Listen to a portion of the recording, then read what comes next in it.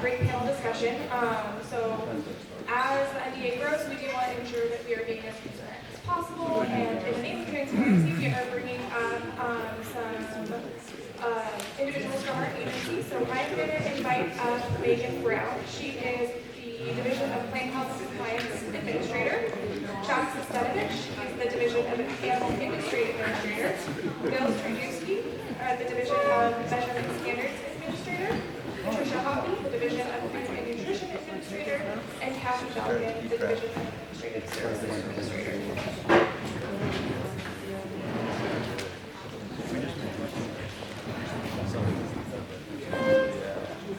So we're cash.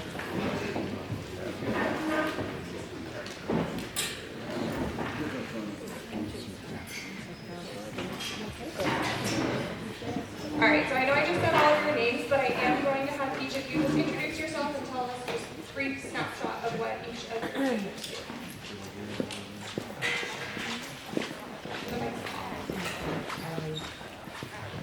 Great, good morning everyone. My name is Meghan Brown.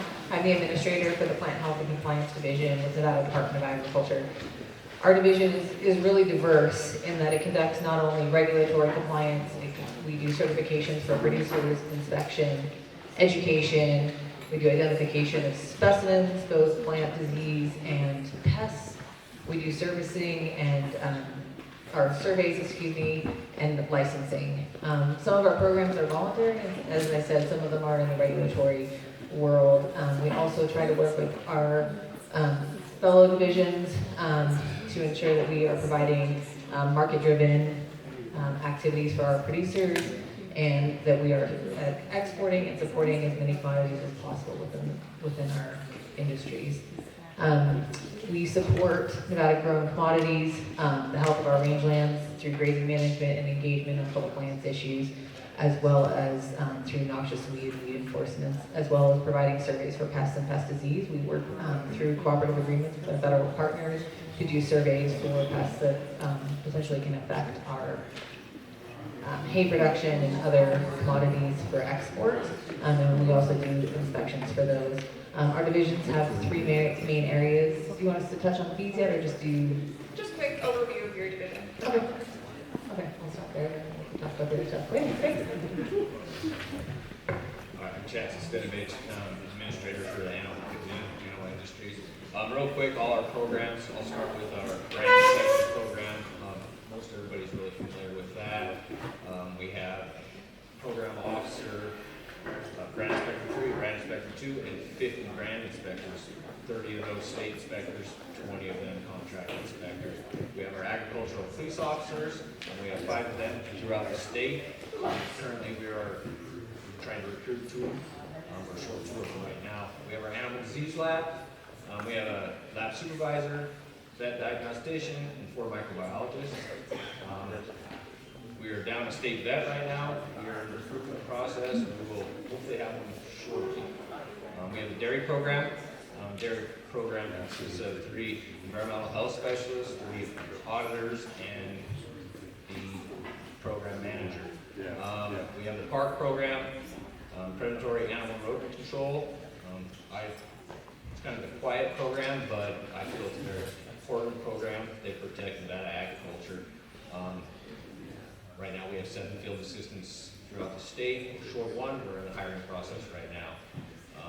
We also have a project manager for the Virginia Range Feral Stray Horse program, and we just hired him. He's doing a great job.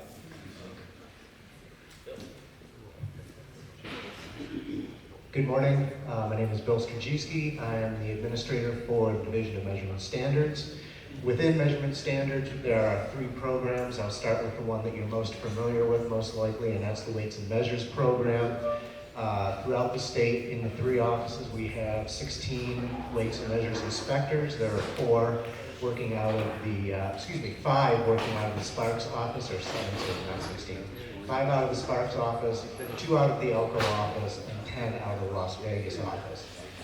And the Weights and Measures program seeks to ensure equity and consistency for all commercial transactions throughout the state. that benefits obviously the consumer who is being charged for the correct amount of product and charged appropriately. The businesses are not finding that they're giving anything away, by underweighing, and also promotes equity between different businesses, so the marketplace is fair for them as well.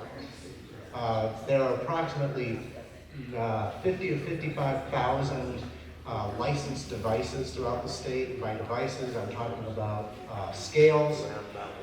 Many of you here are most familiar with the livestock scale inspections that we do, but we license and check scales from highway scales, truck scales, warehouse scales, down to the smallest ones, jewelry scales, cannabis scales, and everything in between. Also, fuel, gas pumps, LPG dispensers, and if those are found to be in compliance, we will affix a seal to those showing that they're in compliance. You've of course seen those either on the scales or on gas pumps. If not, we will tag those for repair, and if they're sufficiently out of compliance, we will take those off sale. The inspectors do this work with the using standards and measures that have been certified and are kept in compliance themselves by another one of our programs, the metrology program, which holds the traceable standards, traceable federally and internationally for weight and measure, and weight and volume and length. And our team in that program make sure that all of the weight kits and the liquid provers that the inspectors use are within compliance, and also work with the registered service agents around the state who work to repair or to install these devices at businesses. And then finally, our third program is the Petroleum Technology Program. When our inspectors inspect a gas station or a terminal, they will bring samples of every available product back to the petroleum lab. We have two labs, one in Sparks, one in Las Vegas. There's a supervisor and a chemist in Sparks and a chemist in Las Vegas. We analyze between 3,000 and 3,500 fuel samples a year, many of them routine, but also many complaint samples, and we take preference over our routine samples. And fuels have to comply to federal laws as well, which are within our state regulations. We make sure that those are compliant and work with the stations through our chemists and our inspectors if there's an issue with the compliance. Thank you. Good morning. I'm Patricia, Hoppe. I'm the administrator of the Division of Food and Nutrition. Our primary purpose is that we help feed hungry people. So my division administers 13 of the 15 USDA feeding and nutrition programs. The only thing we don't do is WIC and then SNAP TANF, which are over with the Department of Health and Human Services. We house three primary areas of programs in our division. One of those is school nutrition, which many of you are probably familiar with, and that is the National School Lunch and School Breakfast Program, among others, and the very popular Farm to School program, which we have our Farm to School coordinator here, Haley, that you can talk to about that. We have another program area that's community nutrition. This is our summer feeding program and our child and adult care food program, which tends to focus on when school is out, feeding children for free when school is out, and then daycare, licensed daycare homes, centers, emergency shelters, foster children. The last area is our food distribution program area, and these are primarily our household and commodities programs. These are really the flagship programs that came out and served the communities and the public during the pandemic, such as what we call TFAP, the Emergency Food Assistance Program. So they serve all kinds of underserved populations, including rural areas, tribal communities. We serve households of one, elderly, seniors, children, families. It's also a community program, but focused on different types of programs. All of these areas also have a variety of different grants that we administer, primarily from USDA, but we've also had quite a bit of state ARPA funding. And there are both internal grants that we administer as well as pass-through grants, such as one that you may be familiar with Barton School, or Nevada Community Food Assistance grants that we've offered to the community. And then, as JJ had mentioned earlier, our food distribution program area also houses 2 state warehouses that we have USDA foods coming through that we distribute an inventory out of. Hello, I'm Cathy Balcon. I'm the Administrator of Administrative Services Division. We house 6 different programs. We have our communications and public outreach, our information and technology, our buildings and grounds, which is our facilities department, human resources, our fiscal team, which houses our budget, grants and contracts, and our accounting, as well as our industry development and marketing. All right, thank you all for that brief overview of each of your divisions. I am actually going to ask you all to talk about some of the various fees, licenses, certifications, and permits that go along with some of those programs. So could you each share which programs you have in your divisions that require these and what that looks like? All right, in administrative services, we have our industry and development marketing team. They offer the certificate of free sale to any Nevada company that is exporting. Division of Food and Nutrition does not have any fees, licenses, or permits, but we do have the very popular Home Feeds Nevada program that everybody knows and loves, and it is our one state purchasing and distribution program that works directly with all of you as producers and puts you together with our food banks to help get your local products out there to help feed hungry people. Within measurement standards, all of our licensed devices are assessed at an annual fee. That includes, again, scales of all different capacities and fuel dispensers. Out of our metrology program, they do calibrations and certifications of weights and measuring devices, as I said. And so they partially oversee not only the work done to make sure that standards and measures for registered service agents are within compliance, and that's for a fee, but also the registered service agencies themselves pay to be recognized within the state, so that they are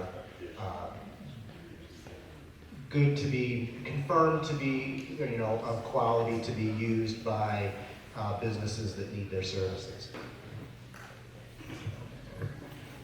Okay, I'll start with our brand program. The fees from our brand inspections, they're not changing. That's how they are. The Beef Council is on that brand inspection fee. That $1 goes to the Beef Council, so it does not come back to the Department of Ag. We have all our fees for individual fees for cattle, horses, lifetimes, annuals. You can always call our office if you need to know a specific charge. Our brand inspectors have it all there when we're doing a brand inspection. I want to get into the head tax a little bit because JJ talked about head tax, cattle, dealing with the new ADT rule, the tags, and us trying to issue these tags going off the number of cattle that a producer has. We go off head tax. It's important to be accurate with that to get the tags you need. We're trying to dole those tags out evenly throughout the state, and it's a process. We have everybody's taking it very seriously. We're helping out. We got people that are not, part of that program, but they are helping out, taking calls, answering questions. If you guys have any questions on the tags, please feel free to call any office and we'll get you to the right person. Our dairy fees, that goes into, we have dairy farms, we have distributors licenses, we have the plants, remittances. Our first program does not have any, we don't have any other fees or any other programs.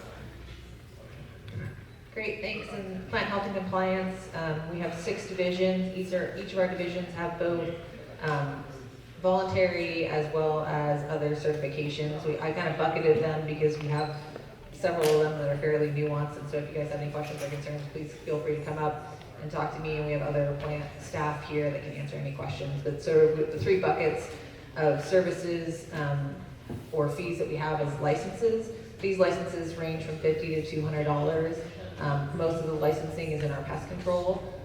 Our department is the one that licenses all of our pest control companies within the state, and so there's 3 subcategories of those, and we also license our nursery programs, and our staff provide services and inspections for both of those industries.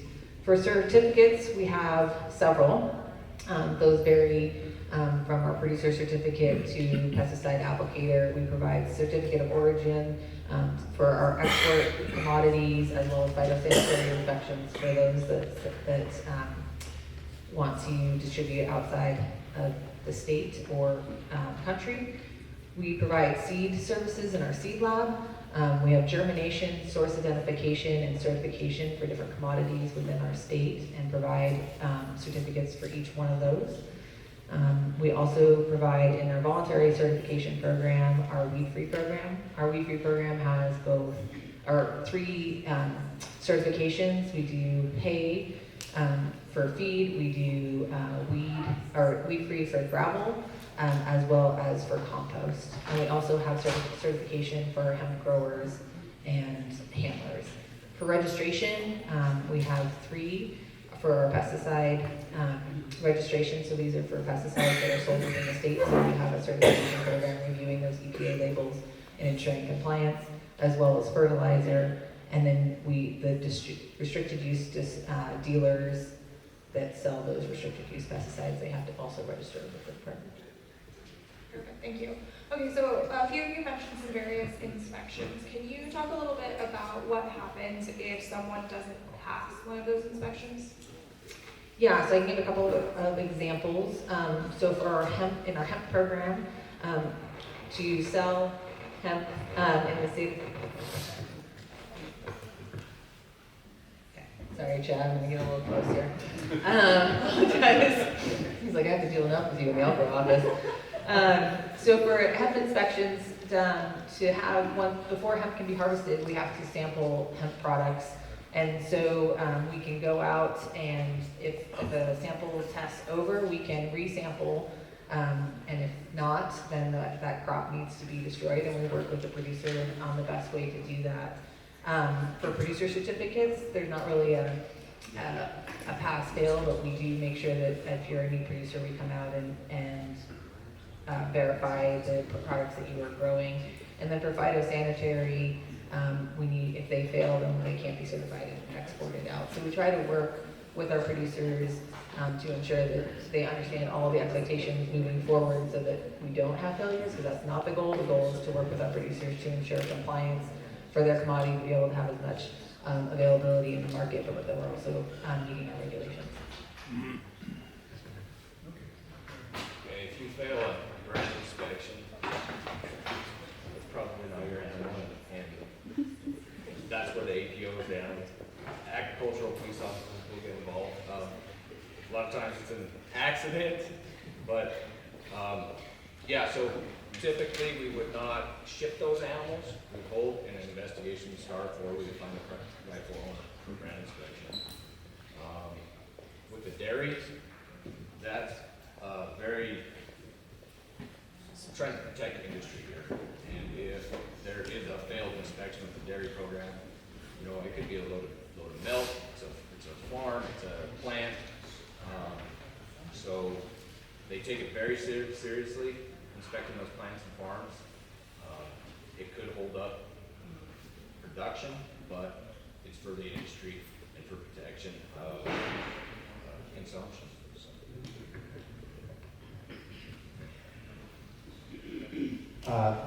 As I had mentioned shortly previously, all of these devices are, all of our devices that we oversee in measurement standards are subject to an annual inspection.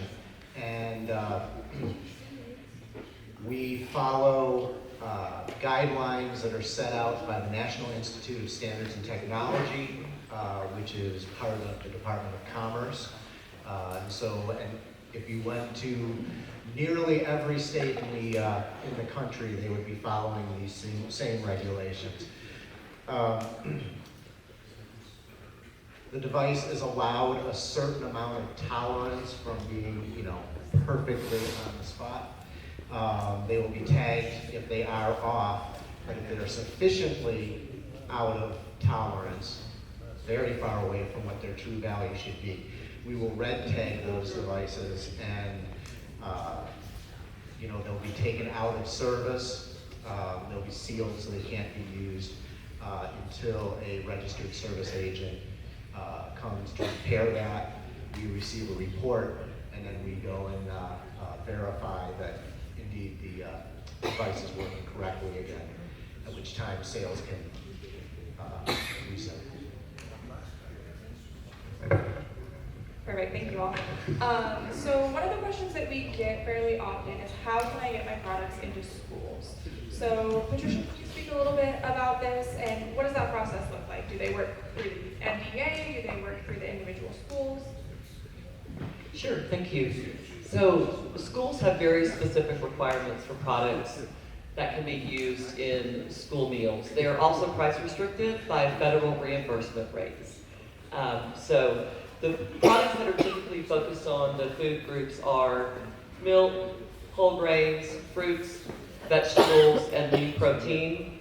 The best thing that you can do, that we encourage you to do, is to find a school in your geographic area and work with that school to look at what they need, what types of products they're interested in, how you can serve them with what you have to offer, and work that out directly with them. We do not buy any products on behalf of schools locally. The products that we purchase for schools are federal, what used to be called commodities, USDA foods. Those are the products that we purchase. So we don't do the local purchase. You would do that local procurement with your school area. However, there are a couple of other options for you to look at getting your food into schools in some kind of creative ways. One of those, I don't know, is Jessica Trask here today? So Perigo Hay and Cattle Company worked with White Pine County School District, and they used a federal fund that we have called Local Foods in Schools. That was specific to buy food products for school meals. They worked together, and White Pine County purchased beef hamburger patties from Perigo for their school meals, and they had a barbecue one day, and Perigo, their team came up, and they actually helped grill hamburgers, and they were able to watch the kids during the lunch service and see them actually consuming that school meal that had their product. And they partnered directly together, and that is definitely something that you can do as well. Other things that you can do are, you can kind of work with the school to tie into the curriculum by possibly doing a farm tour. You can do a taste test with certain products, and also kind of highlight the product that way. The other thing you could do is, sell beef patties if you have fresh produce like fruits and vegetables. You can partner with the school and potentially get your fresh fruits and vegetables on a salad or a fruit bar. But definitely contact your school in your geographic area and work with them directly, and they have the procurement process. And of course, if you have any questions, you can certainly come to us. We do have a very small amount of funding through our Farm to School grant that we can help regarding products for taste tests. And Haley King, who I pointed out earlier, she has a bunch of information at our table here that I urge you to talk to her and also possibly get some other ideas of how we can utilize that grant to help you. Thank you. Since the mic is on this side, I'm actually going to ask Cathy a question. Can you tell us what percentage of the NDA budget comes from fees? Yes, so overall, our budget, 82% of our budget is federal funded. 14% of that budget is from fees. And then 2% comes from general fund, and then 2% from other intra-departmental transfers. Thank you. I think that's a helpful kind of breakdown of where the money's going and where it's coming from as well. Megan, this last question I have here is for you. Can you tell us, does the NDA have an organic certification program? Thanks, Ciara. So no, the department does not have an organic certification program anymore. That program is run through USDA. And anyone that is interested, I have the contact information for the person that actually extension that is helping with a new program called Grow Organic Nevada, and I have that contact information if anyone is interested. Perfect, thank you. So that's just some of the questions that we've gotten